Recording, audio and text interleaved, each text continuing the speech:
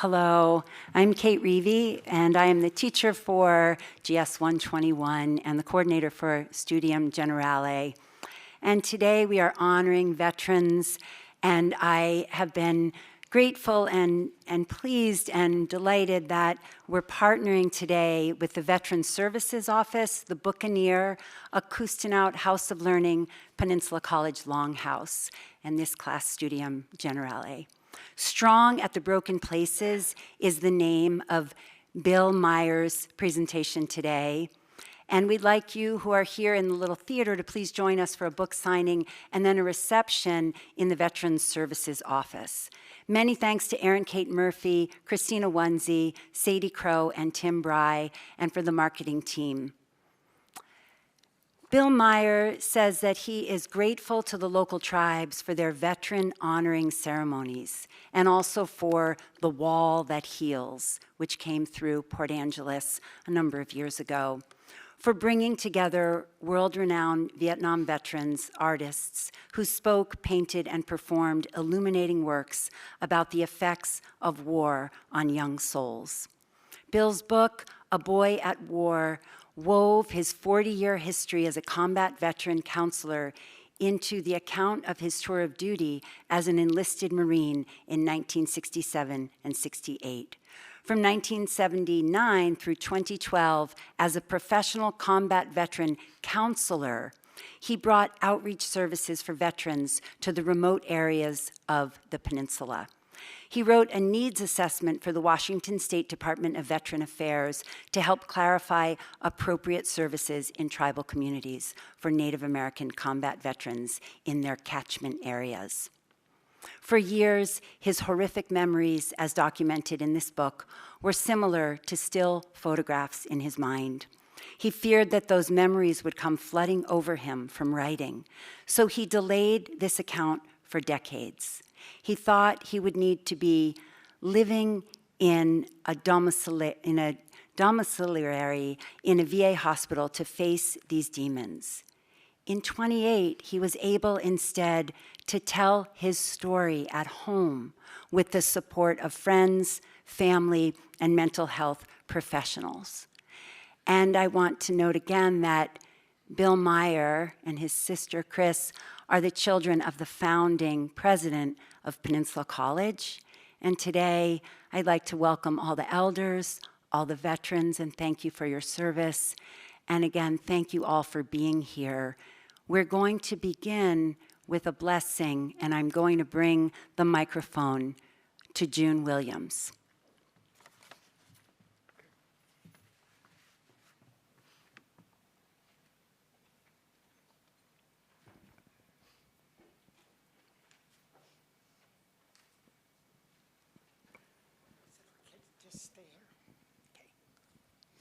To remove your hats, please, and let's take a moment of silence to remember those who have passed the past few weeks this year, our veterans. Heavenly Father, Creator, we come to you today humbly asking your blessing upon this meeting. Lord, to honor our veterans near and far. Lord, we know the stories, we've heard the stories of victory and again of sadness, of those who aren't recognized, who weren't recognized. But Lord, you had a hand on them, you protected them. And in our village, there is a prophecy that said they would all come home. They might be injured, but they all will come home, and you brought them safely home to us. So this has happened in many other places. Lord, just be with Bill today. We thank you for his writing skills. We thank you for the people who put this together, and we give you all the glory in Jesus' name. Amen.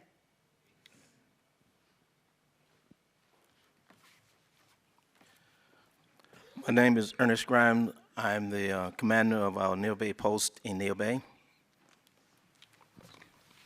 My name is Dewey Rollins from the Neil Bay Veterans Group, and today we would like to present Bill here with our first challenge coin that we just recently received. We would like to give one to Bill for all of his writings and for your service. Thank you very much. Thank you. Appreciate all you do. Thanks. Okay.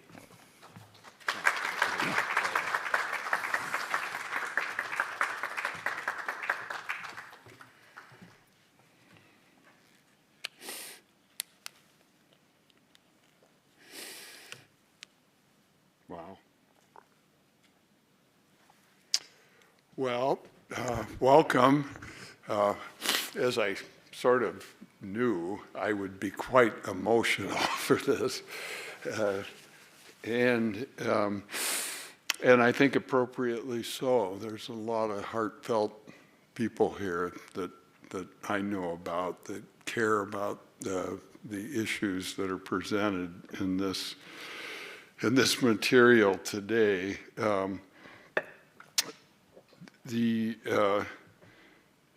And it's also a really important time in our country right now. My own opinion that through the millennia, land-owning people, cultures, through the link, that's about 12,000 years that we've thought we owned land. And there have been critical moments in the natural evolution of communities during that 12,000 years. And the way the landowners always kept the natural communities at bay was always violence. And this may be one of those times that that's happening. So the idea of community is what we're really here to talk about today. So that's what I'm going to do. So there's a report that was done by the Working Group of American Indian Vietnam era veterans in Washington, D.C. in May of 1992, A Cultural and a Community Process. It's written by Don Johnson, PhD, who was my mentor,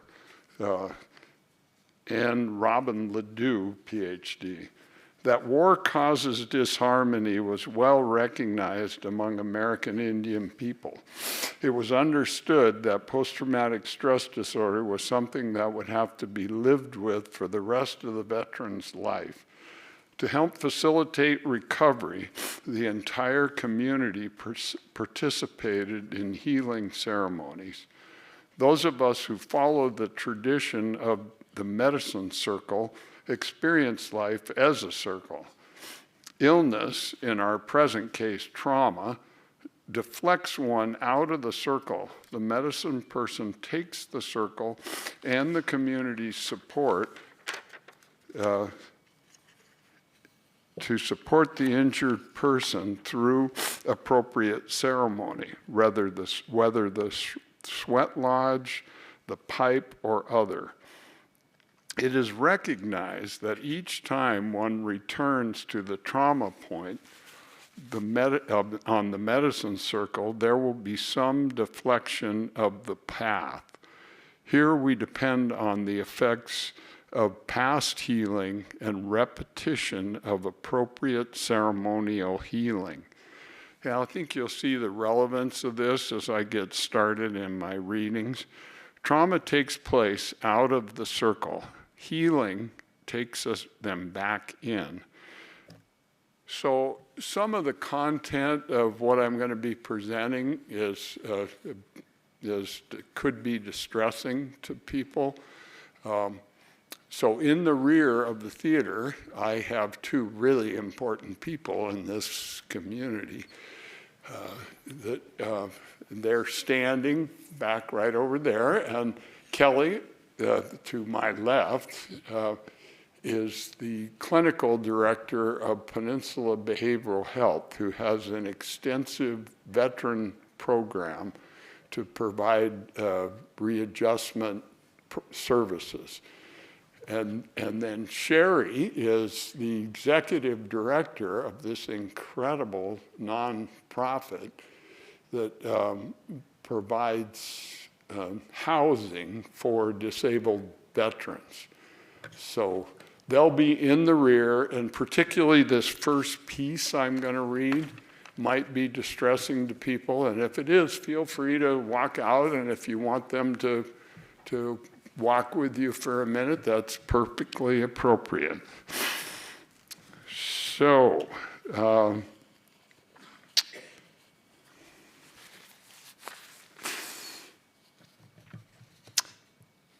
fire times 4. Now the burnt body in the pile of 100 enemy KIAs hides and holds my most terrifying secrets. Through the decades, as more tears came, and it got easier and easier to stick them behind the cover of the horror that could not be mentioned in polite society. But I burnt with a need to tell you and not scare you.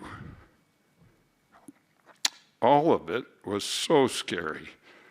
Fire, incoming bullets, fire, explosive booby traps, fire, enemy artillery, 3 kinds of devastating fire.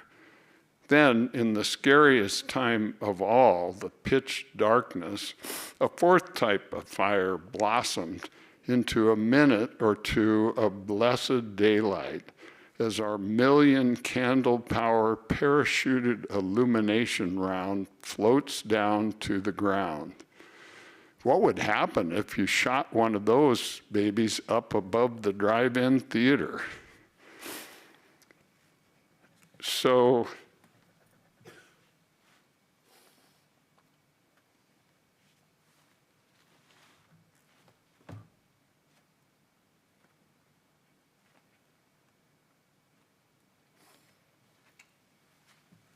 I should have my props here, shouldn't I? So this is end note on my book, some of which Kate shared with you already. So this is on February 23rd, 2018. Kate had said 2028, and I'm a science fiction guy. I thought, well, it could be true, but no, it was actually 2018. Half a century after returning from Vietnam in 1968, I got up 90 minutes early every morning and documented what I could remember of the coinciding dates of the 13 months of my combat tour of duty as an enlisted Marine. I wanted to write down as much as I could remember in order to come to terms with the moral implications of the day-to-day compromises I made during the war. For decades, I resisted this job out of fear of reactivating the vicious persona that took me over in combat. However, instead, the writing took me over. Oh, I went back to that sentence. The writing awakened a sense of duty toward the 1,000 Vietnam veterans I had treated for PTSD. Their courage, the courage of those men and women that they demonstrated in telling their stories, helped them heal and lent me strength. That sense of duty expanded in the 13 months of the writing to include the men and women who survived combat but were still suffering and hadn't yet sought mental health services. Many of these combat veterans could see no way out of their memories and longingly hoped that suicide would get them relief.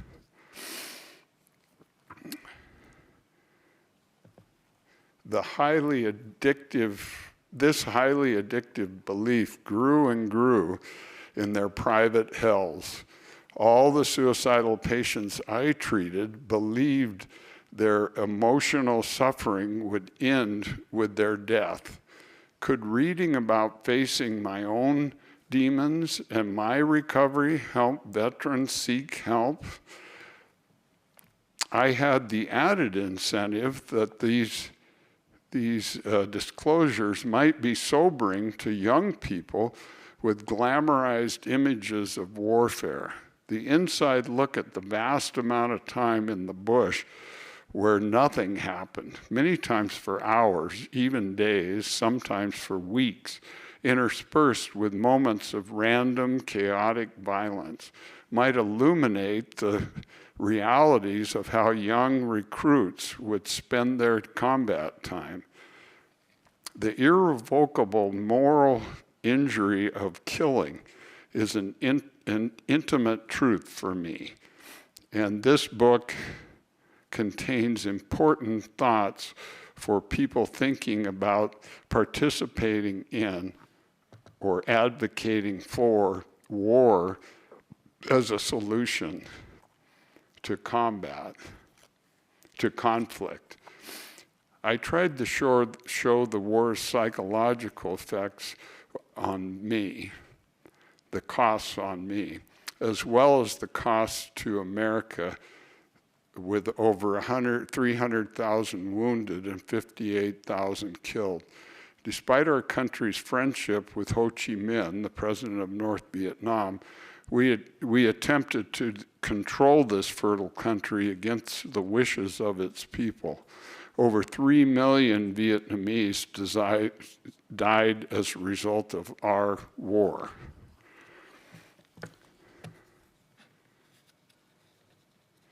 So, on a lighter note, I was playing Scrabble with some of my friends last night, and I accidentally swallowed some of the tiles.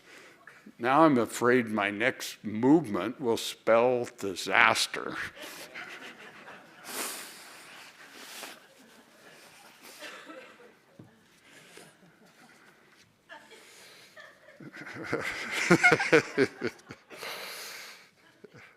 Okay.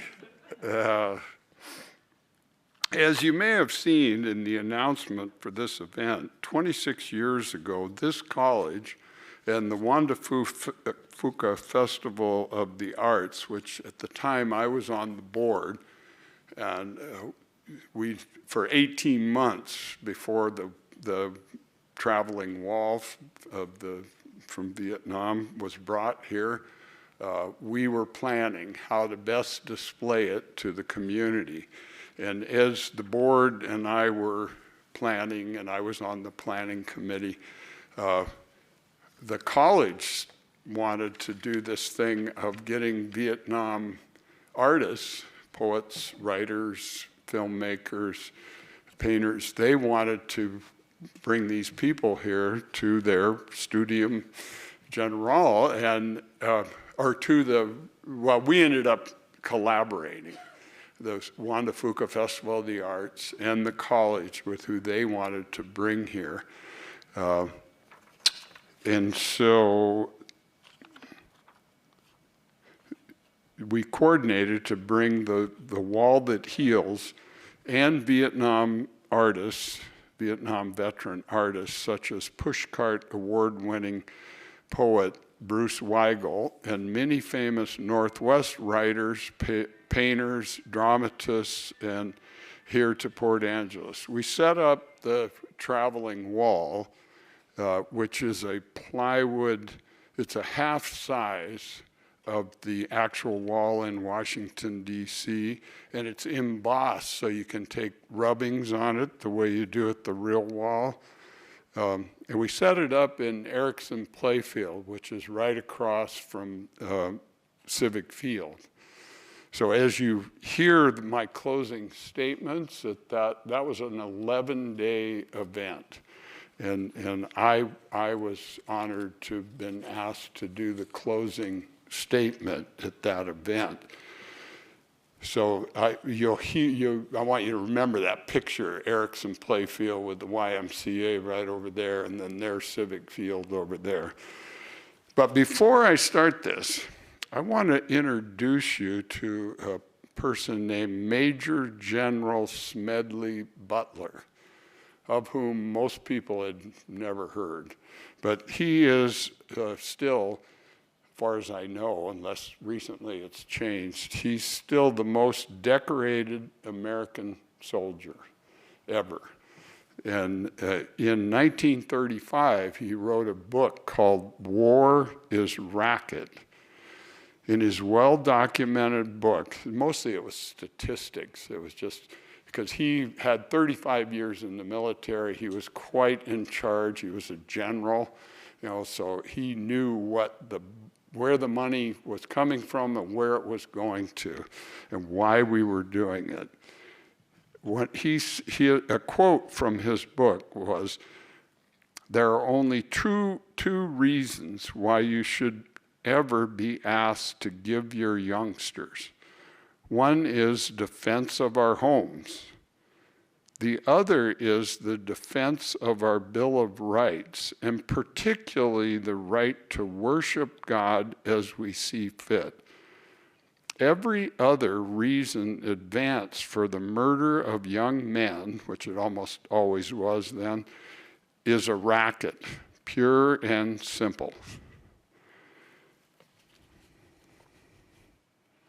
So one of the things when I first wrote my book and people started to get it, a question I quite often got was, how did you do your recovery? What was your recovery like? So I wanted to use this opportunity today to talk about that. So along with thousands of hours of formal therapy where I was the patient, many of which, 5 or 10 of which were longer than a weekend. They were like 5 days or 8 days or things like, and you'll hear about one of those in here.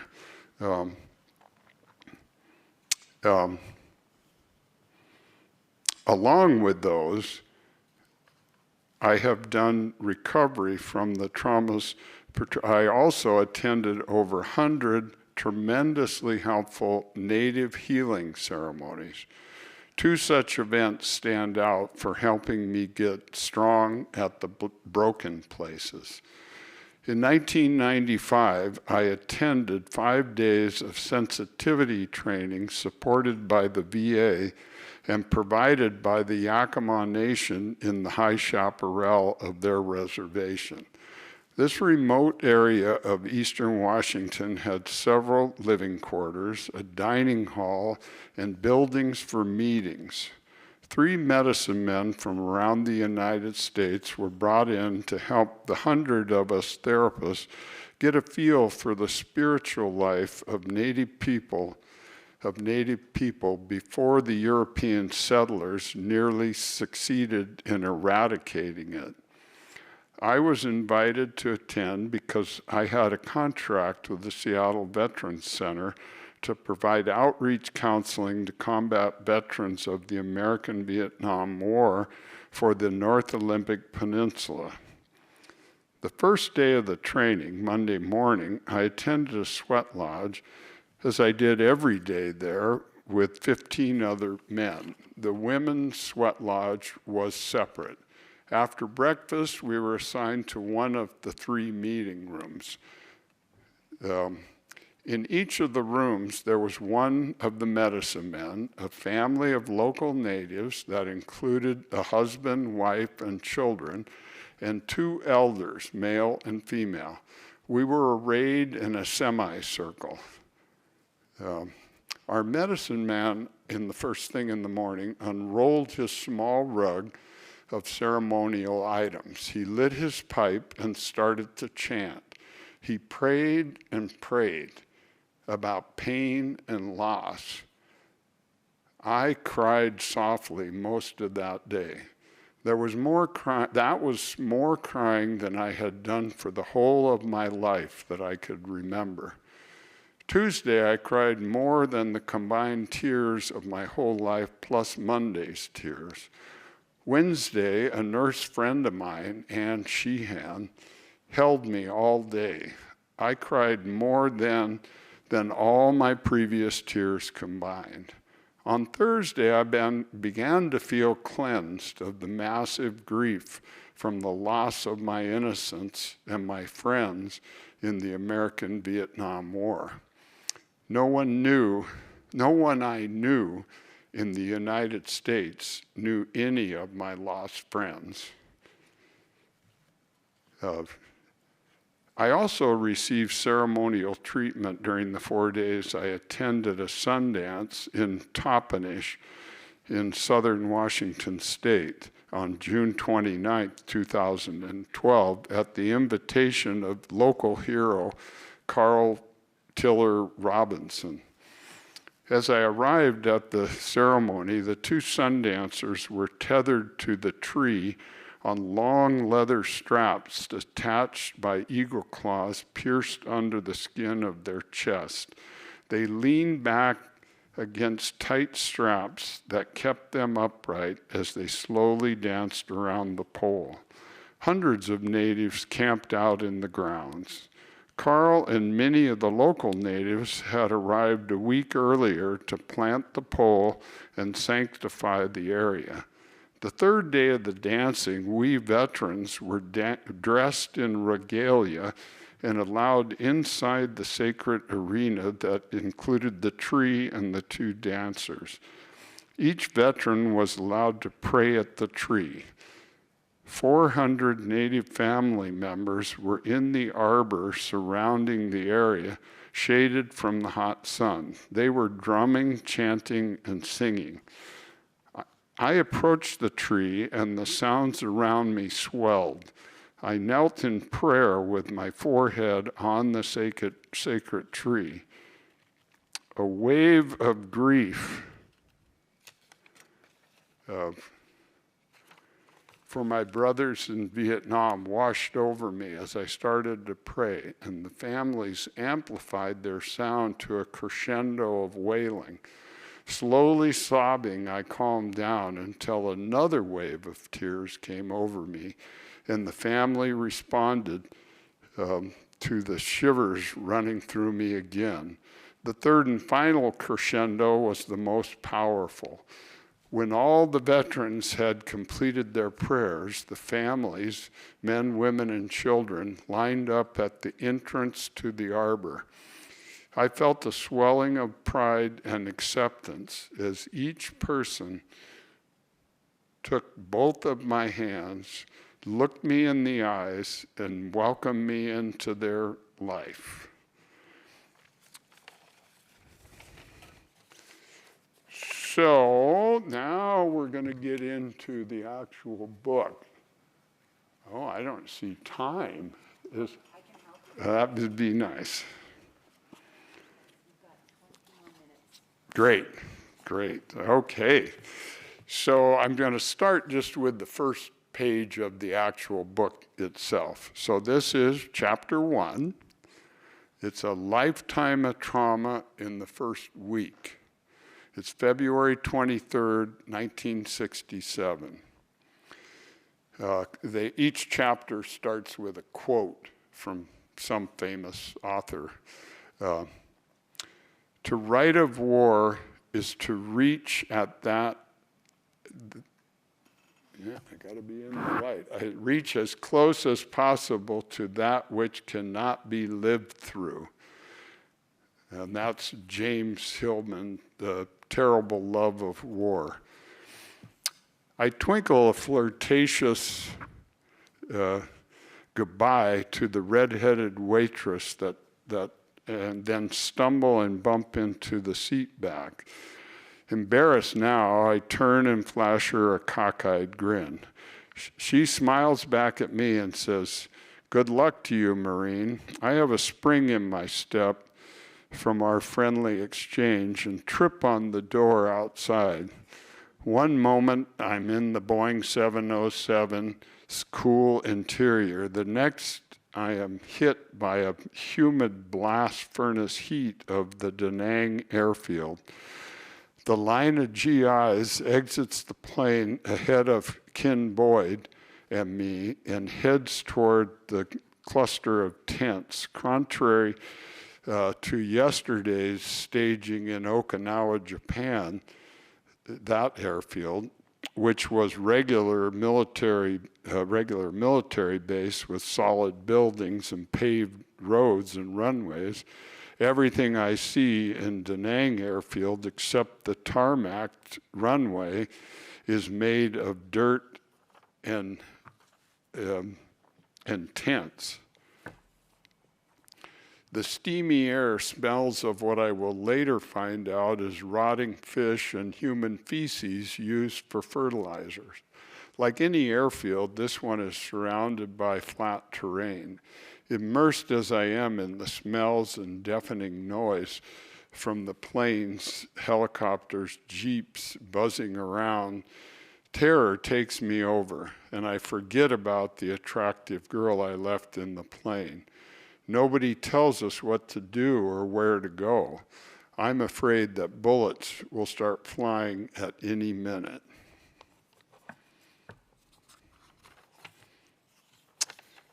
Then, about 4 days later, so that's February 27th of '67, as we drive down a slope next to the dry rice paddy, I see a grotesque scene of two naked bodies, a Vietnamese man and woman around 20 years old. The man's dick has been severed and is stuck in the woman's mouth. The ace of spades, a playing card, protrudes from her vagina. That card is the Alpha Company 17's marker, the machine gunner says. They want the Viet Cong, the VC Charlie, to know they killed these people. My stomach churns with disgust. I wonder what horrendous things must have happened to that unit to cause them to behave in such a dehumanizing manner. Could I ever pull something like this off? I wondered. I continue forward. A few kilometers later, we arrive in the midst of Lima Company's 80 Marines.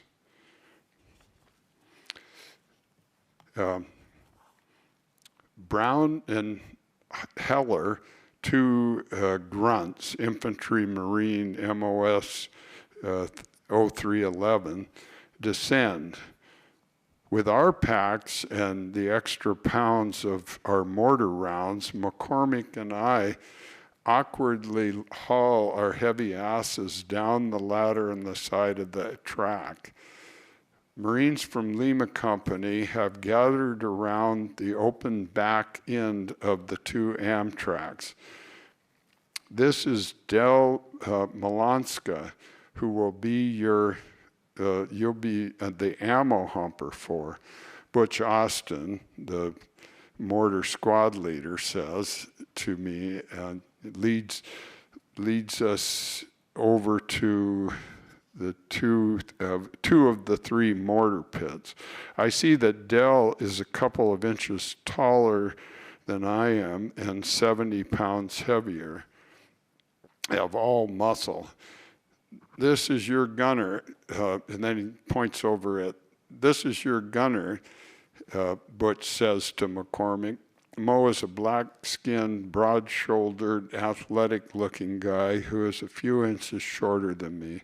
He reminds me of a shorter, thicker Clarence Coleman, a high school friend from the only black family living in Port Angeles.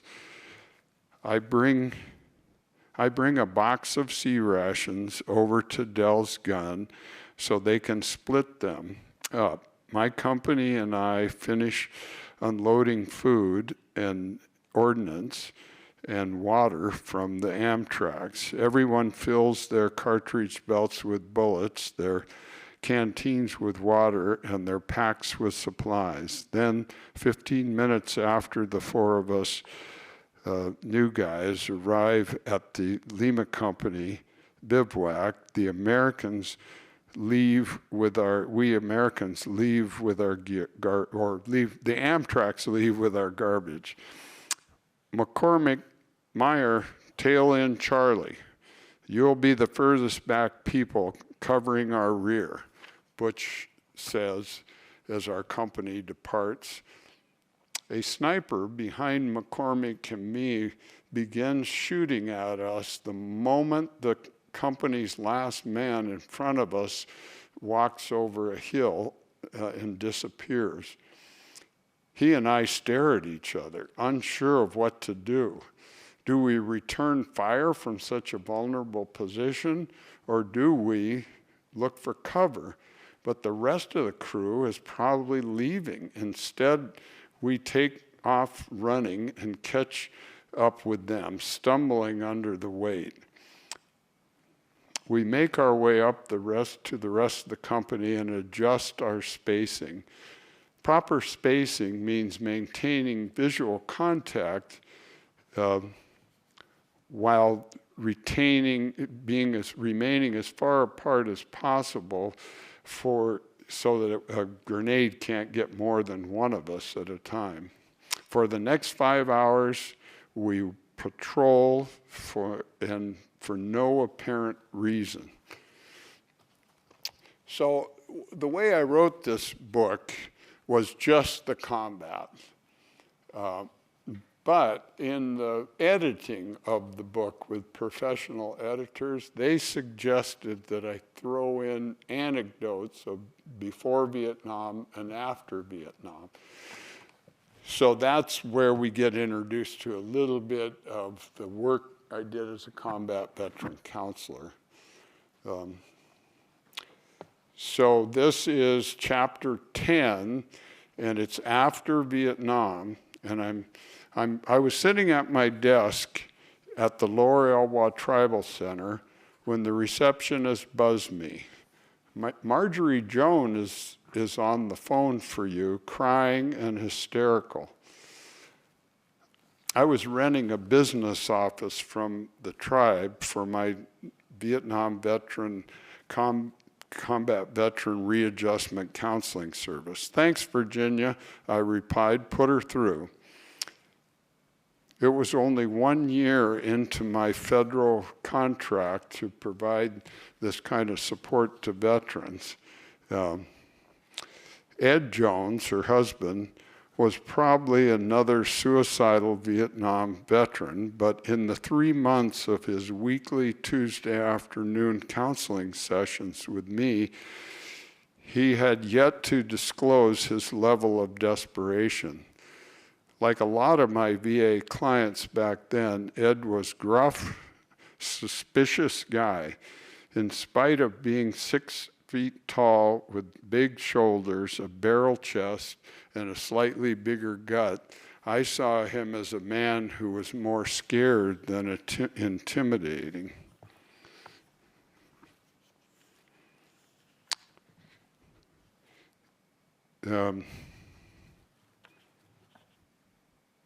Ed Jones was my 100th combat veteran client. He had a rear echelon job in Vietnam with the Army. His area got hit with rockets twice and 4 times with small mortars like the one I carried. Let's see here. He deserved to be understood as to how scary it was to live in that environment, even though he felt undeserving of care and respect. Most of my clients felt like this. They considered someone else to have really been in combat, not them. I always thought the same about my combat experience because I never walked point and was never a tunnel rat. I wasn't in combat because I didn't get wounded. I didn't get killed.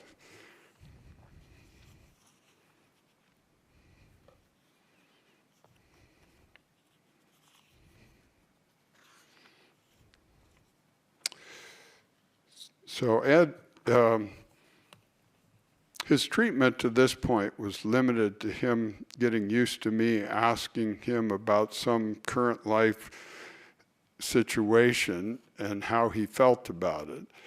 It was as if these guys had never been asked how they felt. His only hope for recovery from the overwhelming anxiety that he felt was to get enough familiarity with his emotions, which often took a year of weekly sessions to be able to tolerate a combat group setting. He had the disadvantage of still drowning his fears in alcohol. He lived down one of the many roads on the peninsula that drive up into national forest land or state forest land, and just an isolated little spot where he had about a 35, 40-foot trailer parked there. I drove west and south toward the Olympic Mountains. As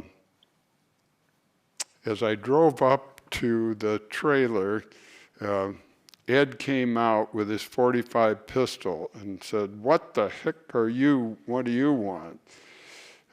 Matter-of-factly, I said, "I'm worried about your children." In our sessions, he had told me how much he cared for his 5-year-old boy and 3-year-old girl. "We don't need you." I made sure not to make him try to scare me away. I said, "I just want to talk with you. Would that be okay?" "There's nothing you can do to help me. I'm worthless," he said. And he lowered his pistol and staggered closer to me. "Got any coffee brewed in the house?" I asked. The months he had become used to being homey with me did the job. He seemed fairly casual as he went up the steps to the trailer ahead of me. Marjorie and the 2 kids were huddled on one end of the couch.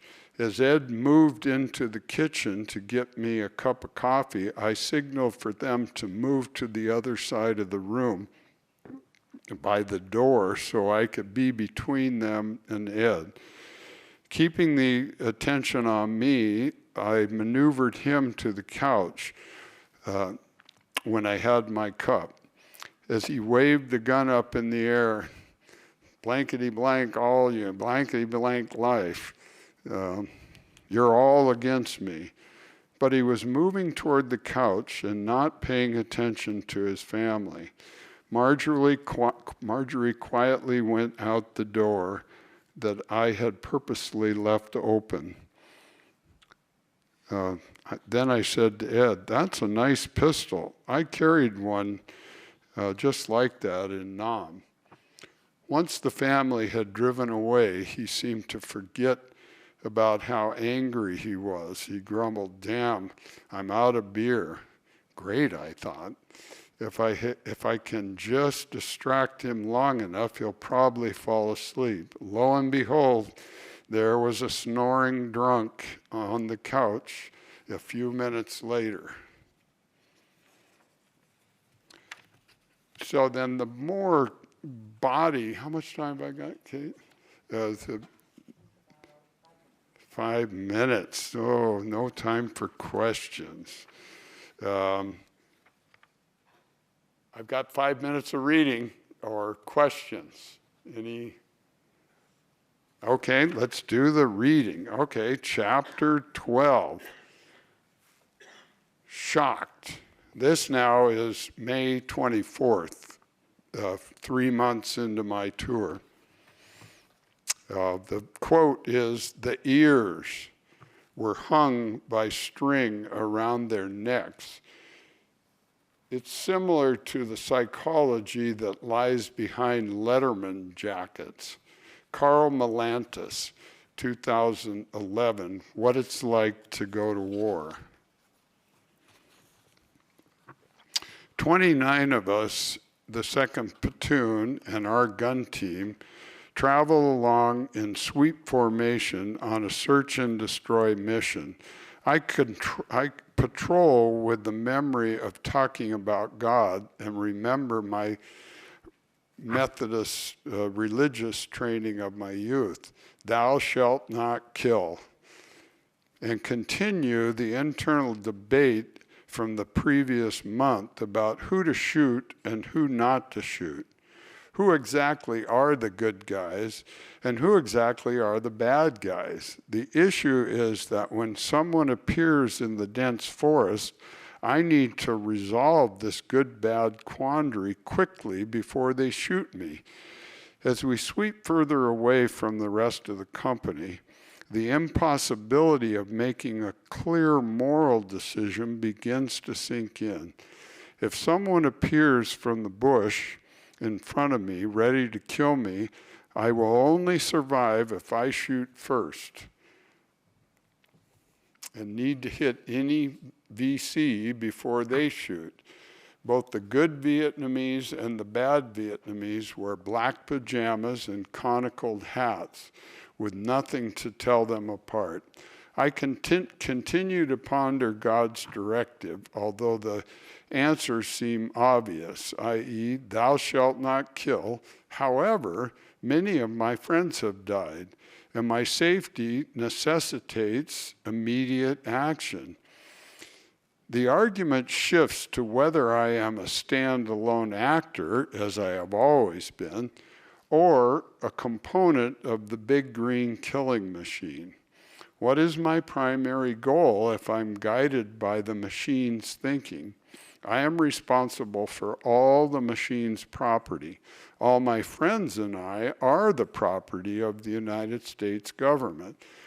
As a result, the government has ordered me to shoot first and ask questions later. I begin an internal mantra I will repeat throughout the rest of my tour. It's a long ways from my high school morals. Kill them all and let Uncle Sam sort them out. I've made my decision. If someone appears in the trees, I will do my duty with no thought and then determine whether it was a little girl, an innocent villager, or someone attempting to kill me. Because I've always relied solely on my own moral compass, I needed to practice this every step. I have to shoot first, think later, no matter what. The strong internal pressure to act in the way I believe is right must be pushed to the sidelines. Squeeze the trigger first, then consider it later. Or simply let someone else consider it. Ironically, if I had shot an innocent person, I will be arrested. After the trial, I will be in prison. But at least I won't be in Vietnam or dead. As the day progresses, my resolve becomes clearer to me.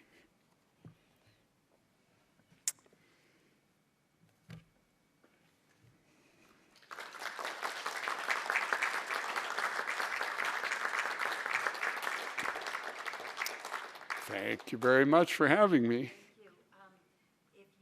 Would like to take a question or two, we can give a moment for students who need to leave to go on to their next class. And if you would like to take a couple of questions, we could do that and then move on to the book signing where people can also speak to you. So if anyone needs to leave, please take this opportunity. And maybe if you'd like to, we could take a question or two. What do you I'd feel? love to. Yeah, okay. I'd love to. And again, thank you. Thank you. You're welcome. There's one question from Zoom, so we could also take a question in here. Should I ask the question from Zoom? Yeah. So, did you change the names of the people who were who you were seeing as a professional, or did you get their permission to include their names in the Great. story? I was hoping somebody would ask that question. It's a fairly interesting story. If you notice, the front of the paperback version of the book has, in the typed set, it has memoir scratched out, and it has novel written in handwriting.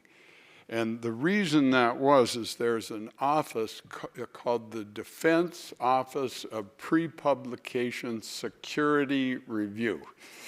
So that is, they want to look at any document that is written from service, military service. So I had included the names of the people I went in from Port Angeles, went in the Marine Corps with, the people I served with in Vietnam.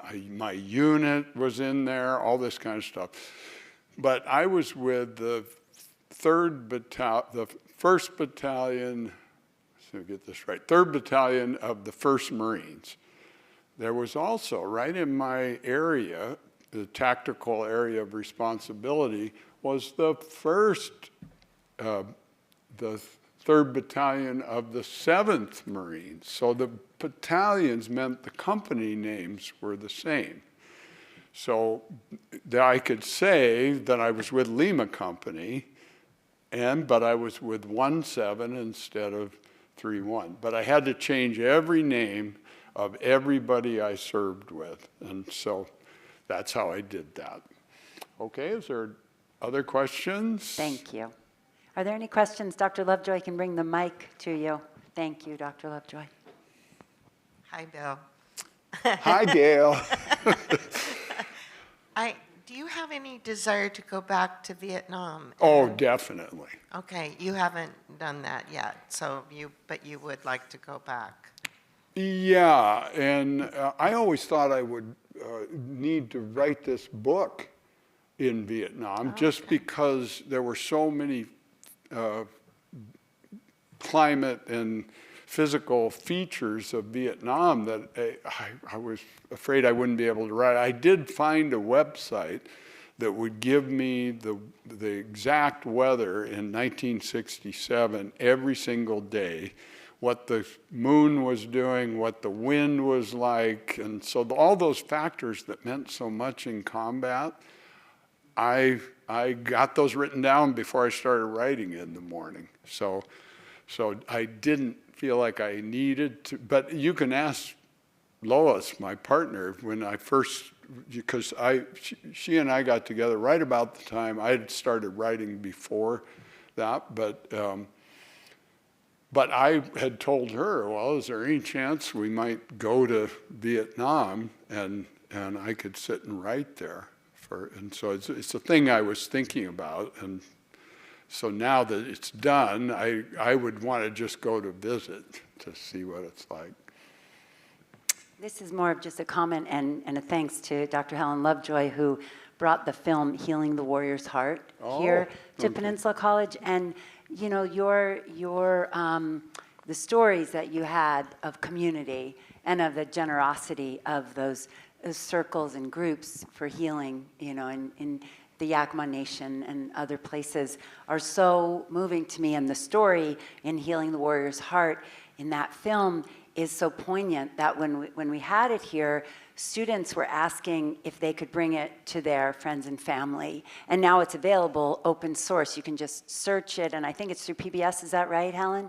Yeah, that's been a really meaningful work of art. It's a film, and also bringing in the poetry, you know, that, as you mentioned, Bruce Weigel and Yusuf Komanyaka were both here when the wall was here in this town. And another part of that was so meaningful for me was that we volunteered to read the names of the people who didn't come home. And we just, as a community, people were coming and reading the names, and it was very poignant just to bring that back to community. And I'm so appreciative of you bringing us together and bringing those themes in. Yeah.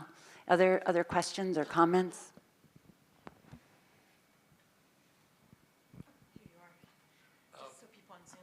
Yes. Were you there in Tet of '68 then? Yeah, I arrived February 23rd of '67, but I left March 16th of '68, and I was on the amphibious brigade the last 4 months, starting in December, and so that had me coming in any place, off ships, but any place. We were on a helicopter attack ship, so we would be rushed into anything. And what was going on during Tet, really pre-Tet, was massive troop movement. So every firefight I had in that last 4 months was against thousands of kind of not really combatants so much as people that have been humping ammo and guns and stuff like that down to attack every major American installation all at once on one day of Tet.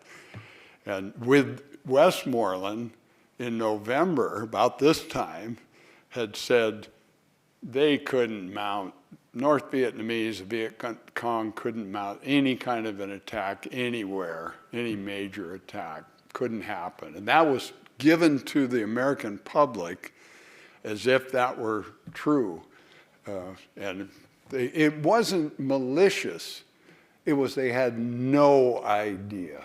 And we could see it out in the field, and you see it in this book. They clearly had no idea what was happening. Yeah, Tet was a real major hellhole at Yeah. that time. That was one of the most spoken about battles and times in Vietnam, along with up to That's Khe right. Sanh. That's Yeah. right. Yeah, Well, welcome home, Bill. thank you. One more back there.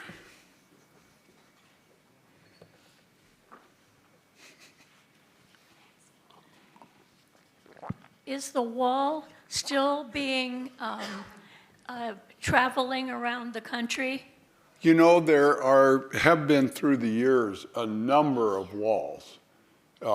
So many people have made replicas and have toured them, VFWs, different people do. Now, I'm kind of out of the loop. I moved to Portland in 2012, and I still do combat veteran counseling, but I'm not involved in organizing stuff. So I presume there's still a wall or two traveling around the country. Yeah, I see knowledgeable people that know a lot more than I do saying, yes, definitely they do. Look on Facebook. Okay, yeah, yeah. Well, thank you again, and thank you to everyone on Zoom. Thank you to the people who traveled a long way to be here and for honoring Bill. And again, I really appreciate what you said. Welcome home. Thank you. Thank you.